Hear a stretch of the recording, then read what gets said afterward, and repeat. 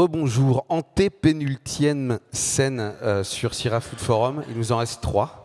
Et je suis bien content d'être là, ici, avec notre voisine depuis 3 jours. Tu es là, derrière la porte, tu entends toutes les musiques à chaque fois, tous les clips. Oui. Tu les connais par cœur, comme nous. Peu. On a passé samedi, dimanche, lundi ensemble. Tiffaine de Tézy, je vous demande d'applaudir, s'il vous plaît. Tiffaine. Et Thibaut, qui était annoncé, mais qui n'est pas là, mais qui est l'autre moitié de Le Paysan Gourmand.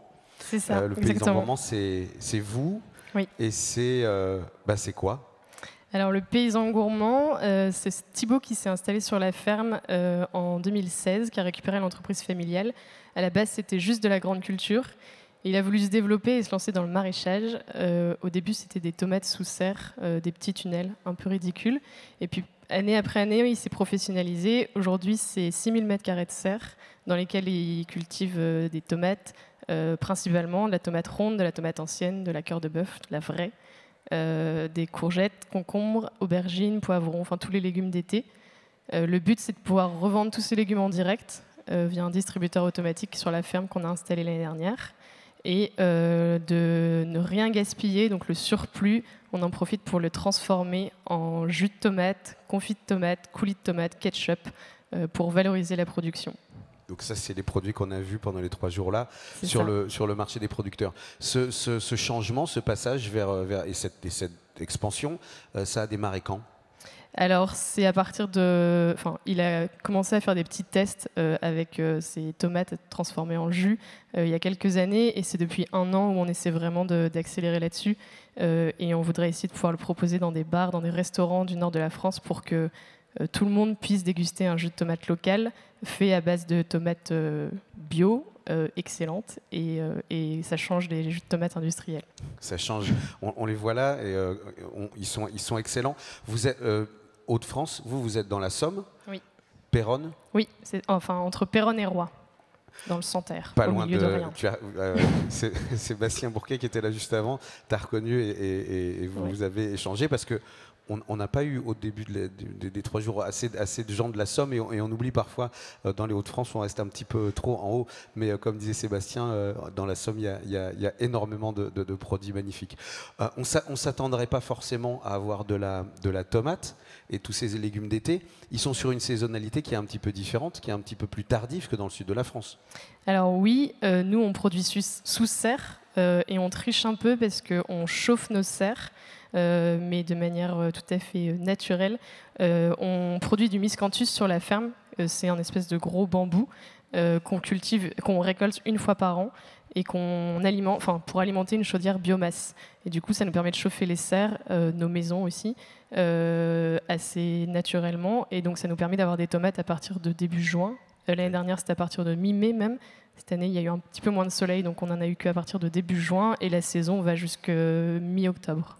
Le reste de l'année, il y a des cultures alternatives ou c'est passage à un autre boulot qui est la transformation? Ouais, c'est ça. L'hiver, on laisse la terre se reposer. Si on veut produire des légumes d'hiver, on essaie de produire des légumes d'hiver un peu à côté. Mais le but, c'est un peu de laisser la terre se reposer et de continuer l'année d'après. Donc c'est de la tomate des Hauts-de-France, mais c'est de la tomate bio et c'est de la tomate qui est de saison et qui respecte la terre. Exactement. Tout ça, ça se retrouve, cette volonté, cette exigence, ce même cahier des charges, il fait que c'est sans doute pas par hasard. La plaque est posée là sur la table à côté des légumes. Mais je pense que avec la caméra, on peut la taper comme elle est. Mais sinon, oui, tu peux la montrer, bien sûr. Collège culinaire de France, vous faites partie de cette association. Depuis combien de temps ? Alors c'est tout récent, ça fait 1 an qu'on fait partie de l'association Collège culinaire de France. Ce qui est top, c'est qu'on arrive à travailler aussi avec des restaurants qui font partie du Collège culinaire, notamment un restaurant à Roy qu'on livre en fruits et légumes. Et on lui livre nos légumes, il cuisine pour nous des plats et on sert ces plats en chambre d'hôte parce que mes beaux-parents ont des chambres d'hôte juste à côté. Donc on arrive vraiment à proposer quelque chose de local et une cuisine faite à base de bons produits avec des chefs qui savent cuisiner des bons produits. C'est le principe du Collège culinaire de Foncière. Peter Boulle était là pour nous en parler. Je vais me faire son porte-parole du mieux que je peux, mais le Collège culinaire aujourd'hui, c'est 3000 restaurateurs, créateurs, artisans qui sont dans ce réseau. C'est une association qui a été fondée par Joël Robuchon et par Alain Ducasse, avec l'idée de promouvoir la qualité, mais aussi vraiment la mise en réseau, puisque sur le site, on vous retrouve sur le site, comme on retrouve les restaurateurs. Quand on se promène en France, on peut vous retrouver, et puis on sait qui travaille avec qui, et on voit aussi le niveau d'implication de chacun. Donc vous avec des restaurateurs, les restaurateurs avec vous, parfois même producteurs avec producteurs. C'est-à-dire que on a vu l'exemple de Olibel, qui est là-bas de l'autre côté, qui fait du sureau, qui s'est associé avec Confiture et compagnie pour faire une confiture. Qui sait, peut-être un jour, il y aura une confiture de tomates. C'est déjà le cas. Voilà. Parce que c'est Confiture et compagnie qui nous fait le confit de tomates vertes et qui fait également le ketchup qu'on propose. Donc pareil, on leur fournit nos tomates et c'est elles qui savent mieux les cuisiner que nous et qui le transforment. Exactement. Et là encore, avec un très grand niveau de qualité, depuis le produit de départ jusqu'à la transformation. Se lancer dans l'activité de transformation, tu l'as dit, c'est pour éviter les pertes, c'est pour ne pas jeter. J'imagine que c'est à la fois cohérent dans votre engagement de durabilité, c'est aussi un plus économique. Oui, clairement. C'était les deux. C'était important d'ajouter ça pour balancer économiquement l'équilibre de la ferme. Et puis c'est surtout que l'été, en juillet notamment, on a un pic de production parce que tous les producteurs de tomates se retrouvent avec des tomates sur les bras. Les ventes sont pas forcément là et du coup, on s'est retrouvé des années à devoir jeter des tomates et ça nous faisait très mal au cœur de jeter des tomates. Donc on s'est dit, il faut absolument qu'on arrive à faire quelque chose avec ces tomates. Et c'est comme ça qu'est venue l'idée de les transformer en jus jus, coulis, ketchup, etc. Et c'est que du plus pour nous de pouvoir vendre des tomates qui à la base étaient destinées à la poubelle. C'est une nouvelle activité, en même temps c'est un nouveau métier. Comment vous avez fait? Ça a mis du temps de développer la chaîne de production. Il faut faire tout ça. Vous faites appel vous collaborez avec des gens, vous faites tout à la maison? Pour les jus, on les fait nous-mêmes. On a un petit peu investi au début. Ça reste très artisanal, mais c'est ça qui est drôle de se prendre au jeu, de tester des choses et de mettre en place un mini labo à la maison. Le reste, on a dit avec Confiture et compagnie, sur les coulis, c'est aussi vous qui les faites? Les coulis et les soupes, on les fait faire par un autre producteur qui est basé à côté de Cambrai. Les gourmandises du Rossignol, si je ne dis pas de bêtises. C'était nécessaire, il y a des savoir-faire qui sont trop compliqués à mettre en place et des logistiques qui sont trop complexes. Exactement. C'est toutes les espèces et les sortes de tomates peuvent servir à faire le jus, parce qu'on voit, il y a des tomates, là-bas il y a des tomates qui sont plus vertes, etc. Ça va quand même faire un jus de tomate qui sera le même? Alors non, dans le jus de tomate, on met juste de la tomate cœur de bœuf et de la tomate ronde. Les tomates vertes, les tomates jaunes, on n'en met pas dans les jus. On a tenté du jus de tomate noire de Crimée, mais la couleur était un peu moins vendeuse. Moins appétissante. C'était bon, mais c'était pas vendeur. Oui, c'était très bon. Ça veut dire que ces surplus-là, vous n'avez pas encore trouvé de débouchés, ou ça va dans d'autres produits? Pour l'instant, on n'a pas encore trouvé de débouchés. On essaie de les vendre en direct en produits déclassés, à prix réduit forcément, mais parfois c'est pas suffisant. C'est une problématique qu'on a évoquée durant ces 3 jours. Finalement, on parle de tomates là qui sont utilisables. Elles ne sont peut-être pas utilisables pour être mangées directement à la main, quoique, mais on pourrait les acheter, on pourrait faire soi-même ça. Mais c'est plus dans nos habitudes de voir ça. Les consommateurs n'ont plus envie, ils veulent avoir des choses très bien calibrées. Oui, et du coup c'est là où on essaie d'être au top de la qualité tout le temps, de proposer des légumes qui sont beaux et très bons. Et dès qu'ils sont un peu moins beaux, justement, on se les garde pour faire des jus et pour les transformer. C'est pas un peu frustrant quand on est producteur, quand on fait des bons produits comme ça, de se dire parce que ma tomate elle est un peu moins jolie, surtout que c'est la meilleure. Quand souvent elle est un peu trop mûre, c'est la meilleure. Il y a les rouges, les cœurs de bœuf et j'ai déjà oublié. Rondes rouges qui vont dans le jus, mais dans la confiture, dans la confiture, le confit de tomates vertes. Oui. C'est des tomates vertes. Alors c'est des tomates vertes, c'est pas la variété de tomates Green Zebra, c'est vraiment des tomates rondes rouges qui pour le coup ne sont pas encore arrivées à maturité, qu'on cueille vertes exprès pour pouvoir faire du confit de tomates. Donc là, quand vous voyez qu'il va y avoir une surproduction, vous cueillez avant maturité des tomates? Alors les tomates vertes, on les cueille plutôt en fin de saison, vers septembre-octobre, quand on a un peu moins de soleil et qu'on voit que les tomates sont vraiment longues à rougir. Généralement, en fin de saison, on récupère toutes les tomates vertes avant d'arracher les pieds, et c'est là qu'on les transforme en Okay, confit. donc on voit, quand vous savez que celles-là, elles vont pas réussir à Oui. mûrir avant. Je reviens sur les chambres d'hôtes. Alors, bon, c'est la famille qui le fait, mais Oui. c'est lié, c'est sur le territoire de la ferme. Oui. C'est des chambres d'hôtes. Est-ce que ça intègre aussi Oui. une connexion entre la ferme et les gens qui viennent vous rendre visite? C'est une maison de famille dans laquelle mes beaux-parents ont développé des chambres d'hôtes. Et justement, il y a une vraie synergie à mettre en place parce que la ferme est juste à côté, on produit des légumes bio, les gens viennent en chambre d'hôte pour se ressourcer, se reposer en couple. Il y a un spa qui fait partie de l'enseigne. Et donc les gens viennent, prennent soin d'eux en se faisant des massages, en allant au spa, etc. Et le but, c'est de pouvoir leur proposer des repas sains, bio, de saison. Donc il y a une vraie cohérence entre je prends soin de moi, je mange bien, je me ressource au vert, et on voudrait essayer de proposer quelque chose vraiment complet. Et avec ce lien qu'on a aussi beaucoup évoqué pendant ces 3 jours, qui est nécessaire, qu'on doit retrouver, de voir ce qu'on mange, de comprendre ce qu'on mange, on a perdu cette connexion avec... allez, ça a l'air des fois un petit peu hippie comme ça, mais en fait c'est la réalité. Et quand on voit ce qu'on mange, ça a un meilleur goût même. Oui, c'est un meilleur goût. Quand on voit d'où ça vient, c'est un meilleur goût. Tu le vois quand les gens viennent loger chez vous Oui. Et puis on voit qu'ils viennent se ressourcer au vert. Ils arrivent, la dernière fois on a eu l'exemple d'un couple qui arrive qui me demande mais il y a la télé dans les chambres d'hôtes? Non, il n'y a pas la télé dans les chambres d'hôtes. Le but c'est vraiment de vous ressourcer et d'aller vous promener et de vous reconnecter, de vous reconcentrer sur l'essentiel. Et quand on les voit partir le lendemain, enfin le soir même, aller se promener dans le parc, juste au lieu de regarder la télé, mais juste aller se promener main dans la main et que le lendemain ils nous disent au revoir avec un sourire jusque-là, c'est tout gagné. Ça fait envie. Sur ces jus de tomates, j'imagine qu'il n'y a pas beaucoup de choses que vous ajoutez?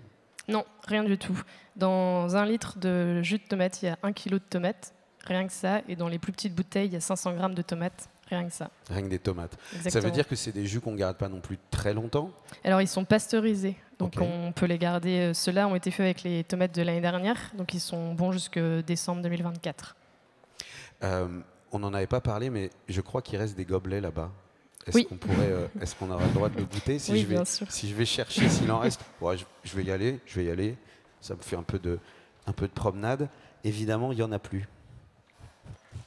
Il n'y en a plus. On en a. Voilà, ok, on a un missionnaire qui est parti nous chercher des gobelets comme ça. On va pouvoir goûter un petit peu le jus de tomate. C'est la première recette qui est arrivée, mais après l'idée de faire un ketchup, Oui. c'est pas une évidence. Non, mais le ketchup, ça parle à tout le monde. Merci et on beaucoup. s'est dit que c'était un produit important et intéressant à travailler. Donc, on voulait le proposer dans la gamme. Attends, je vais venir vers toi. On va pas faire un bonto, il y a 4 gobelets. Voilà. Du coup, c'est pasteurisé, mais c'est pas filtré, c'est pas, y a rien enlevé. On a toute la matière, on a la tomate pressée et pasteurisée, c'est tout. Je sais pas si vous êtes intéressés, mais ceux qui veulent goûter du jus de tomate, approchez-vous, venez prendre un verre. Moi, je vais le goûter. Et l'idée est-ce qu'il y a l'idée de décliner encore d'autres choses, d'autres types de jus peut-être Alors des jus, pas forcément, mais l'idée de travailler la tomate dans sa globalité, oui. Là, pour avoir un jus comme ça, on épépine les tomates, donc on enlève tous les pépins, on enlève la peau et on récupère une espèce de pâte un peu consistante. On voudrait essayer de la récupérer pour faire soit une base de ketchup, soit des coulis de tomates aussi. Et on s'est dit qu'on pouvait aussi récupérer la peau de tomate pour faire des chips de tomates. Donc on a encore des idées, on voudrait essayer de voir comment on peut les développer. Il y a aussi l'eau, quand le jus de tomate repose, il reste de l'eau juste en haut. Et apparemment, cette eau, c'est délicieux, ça a le goût de tomate, mais c'est incolore. Donc on voudrait essayer de travailler aussi là-dessus. Alors je te confirme, il y avait un chef italien qui était sur scène aujourd'hui, qui était au pop-up dinner hier soir, Alessandro Marciani, chez qui on a eu la chance d'aller en Sicile il n'y a pas longtemps. Lui, il fait des réductions d'eau de tomate comme ça et des choses. C'est absolument magnifique et en fait, il y a même une concentration de saveurs et de choses dedans. C'est un fruit, la tomate. en fait assez exceptionnel et qui a été très dévoyé, qui a beaucoup perdu de son goût par des productions industrielles, de retrouver ces saveurs-là, c'est aussi, ça passe par l'exigence de la production que vous avez. Hein. Oui, et c'est aussi de se dire qu'une tomate, ça se mange qu'en été, et que si on trouve des tomates en hiver dans nos supermarchés, ben, c'est pas les bonnes tomates et c'est pas les vraies tomates. Il faut juste respecter la nature.